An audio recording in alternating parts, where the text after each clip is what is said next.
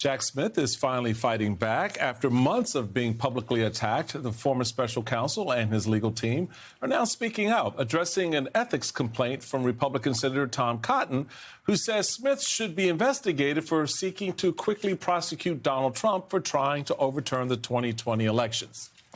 Smith's lawyer said the allegations were imaginary and unfounded. And let's be clear. Not only were they imaginary and unfounded, there was nothing quick about Jack Smith's investigation, right? Meanwhile, the New York Times is shedding light on the Trump administration's month-long effort to rewrite the history of the insurrection, firing or demoting dozens of prosecutors and staff who worked on cases stemming from that day. And it's crazy, folks. Joining us now are Anthony Coley, former director of the Office of Public Affairs in the Biden DOJ and an MSNBC political analyst, and Brendan Ballou, former federal prosecutor and former lawyer with the DOJ's National Security Division. Here's a little more from the letter that Jack Smith's lawyers wrote today.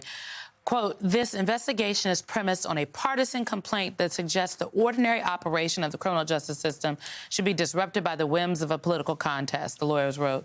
But the notion that justice should yield to politics is antithetical to the rule of law. They're finally speaking out. I think that's great, and I think the expression you used, partisan complaint, is exactly right. You look at what Senator Tom Cotton used as the initial spur to get this investigation going, there's nothing there. One of his complaints for explaining why Jack Smith was supposedly partisan was that he exceeded the page limits in a court filing. I mean, that's nothing. So, you know, at one level, it's ridiculous. The bar is low, honey. They just grab for anything they can find. It's like you're getting another blue book for your final exam, Exactly, right? exactly.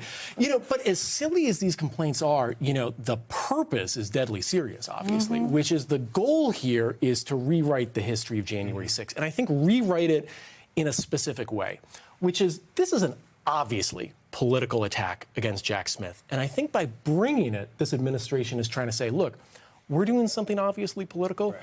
You must have been doing something obviously political, too. And I will add on here, right? There is no court precedent. There is no DOJ rule that says that politicians cannot be prosecuted during election season. There is this informal DOJ rule that says you cannot bring an indictment roughly 60 days out against, you know, a politician. But that's not what this is.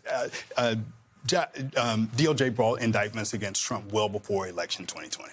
And James Comey had no problem releasing statements in 2016. How about that? Close to the election. Brendan, question for you. You look at this and you think of DOJ, and after, you know, Hoover, there was reforms in DOJ, but it's always been this sort of guardrail. And I know a lot of folks who work in DOJ. I think you're upstanding members of society on both sides. People have their political persuasions, but there's an idea of, you know what, we are answering a higher calling.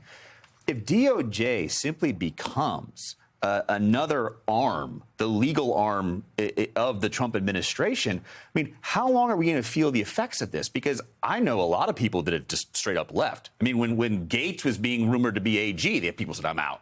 So what are the long-term effects of this for our democracy? Virtually every time I come here, I say that the number one thing that the Department of Justice has, the only thing that it has, is its credibility. And this administration seems to be absolutely obliterating the credibility of the Department of Justice. And you're already starting to see the effects. You know, there's reporting saying that the D.C. U.S. attorney tried and failed 3 times to bring a felony prosecution against a woman who allegedly assaulted a government employee. That, you know, the expression is, you know, a prosecutor could indict a ham sandwich. They're not even able to indict the ham sandwich anymore. So it's pretty incredible that you're already seeing what this degradation of credibility looks like.